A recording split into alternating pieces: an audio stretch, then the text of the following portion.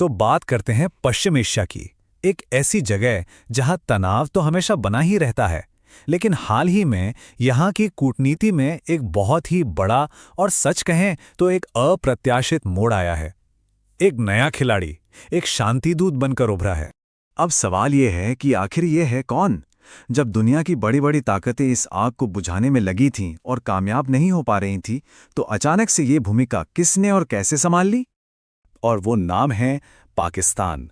जी हां, बिल्कुल सही सुना। ये नाम सुनकर शायद थोड़ी हैरानी जरूर हुई होगी, लेकिन ये सच है।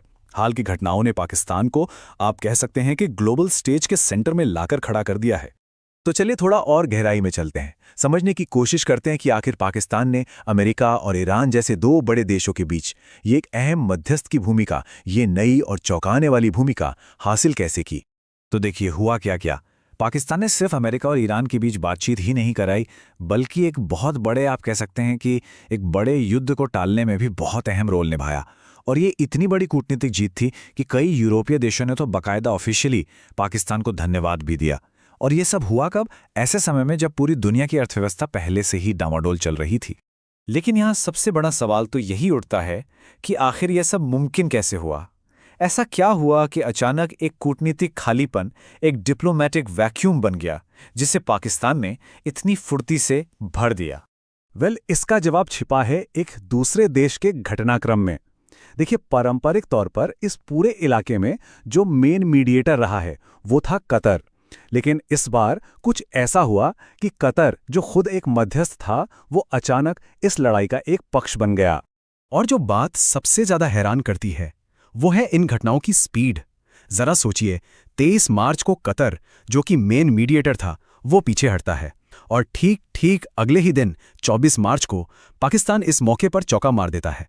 इससे साफ पता चलता है कि ये कोई अचानक लिया गया फैसला नहीं था, बल्कि एक सोची समझी और बहुत तेजी से चली गई चाल थी। अच्छा, अब इस पूरी कहानी में पाकिस्तान अकेला प्लेयर नहीं था। असल में अमेरिका को ईरान से बात करने के लिए एक चैनल की सख्त जरूरत थी।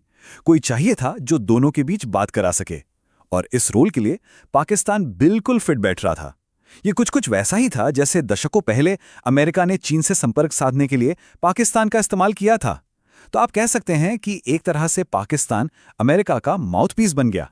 और यहां पर ये जियोपॉलिटिकल शतरंज की बिसात और भी दिलचस्प हो जाती है। एक तरफ तो अमेरिका था जो पाकिस्तान का इस्तेमाल कर रहा था, लेकिन दूसरी तरफ चीन भी था। और चीन क्या कर रहा था? वो अपने बड़े आर्थिक हितों को बचाने के लिए ईरान पर लगातार दबाव डाल रहा था। अब आप सोच रहे होंगे कि चीन इतना दबाव क्यों डाल रहा था? तो वजह है ये नंबर, $400 बिलियन। जी हां, ईरान में चीन का इतना बड़ा तेल समझौता दांव पर लगा था। अब समझ में आता है कि चीन इतना बेचैन क्यों था और वो 26 फोन कॉल्स क्यों की गई थी। तो देखिए, ये कहानी सिर्फ सुपर पावर्स की नहीं है। पाकिस्तान की अपनी भी एक खास हैसियत है जिसे हमें समझना होगा। वो दुनिया का इकलौता परमाणु सशस्त्र इस्लामी देश है। इस्लामिक सहयोग संगठन यानी OIC में उसकी एक अलग ही साख है, एक अलग ही वजन है, और इसी वजह से उसे ईरान के साथ सीधे और असरदार तरीके से बात करने में वो बढ़त मिली जो शायद किसी और देश को नहीं मिलती। तो चलिए अब इस तस्वीर का दूसरा पहलू देखते हैं, इस पूरे घटनाक्रम का रीजनल पॉलिटिक्स पर और खास तौर पर भारत पर क्या असर पड़ा।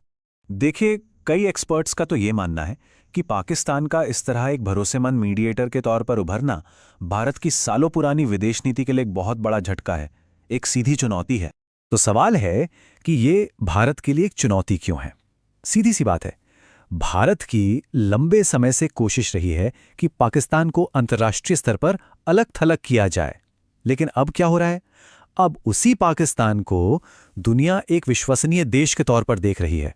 और सबसे बड़ी बात, फारस की खाड़ी और हिंद महासागर में भारत के अपने इतने हित होने के बावजूद इस पूरी जरूरी प्रक्रिया से भारत को बाहर रखा गया। ठीक है, कूटनीतिक जीत तो हो गई, लेकिन अब आते हैं सबसे बड़े और सबसे जरूरी सवाल पर। ये जो शांति हुई है, ये कितनी टिकाऊ है? क्या ये समझौता वाकई लंबा चलेगा? क्योंकि सच तो ये है कि ये शांति एक बहुत ही नाजुक धागे से लटकी है, और इसकी वजह है एक बहुत बड़ी रुकावट, एक ऐसा प्लेयर जो इस पूरे समीकरण को किसी भी पल पलट सकता है। और वो रुकावट है इजराइल। यहां एक बहुत ही बुनियादी लेकिन बहुत बड़ी डिप्लोमेटिक प्रॉब्लम है। इजराइल पाकिस्तान को मान्यता नहीं देता और पाकिस्तान इजराइल को। तो अब जरा सोचिए, इजराइल उस देश की मध्यस्थता से हुए समझौते को पूरी तरह से कैसे मानेगा जिसे वो एक देश के तौर पर स्वीकार ही नहीं करता। खैर, आधिकारिक तौर पर तो पाकिस्तान की मध्यस्थता के बाद युद्ध विराम लागू है, मतलब कागजों पर शांति हो चुकी है। लेकिन जमीनी हकीकत एक बिल्कुल अलग कहानी कहती है। जिस समय पूरी दुनिया इस कूटनीतिक जीत का जश्न मना रही थी, ये खबर आ रही थी, ठीक उसी समय लेबनान पर एक नए इजरायली हमले में 50 से ज्यादा लोग मारे गए। ये एक हमला ही ये बताने के लिए काफी है कि कागजों पर हुई शांति जमीन पर कितनी नाजुक है।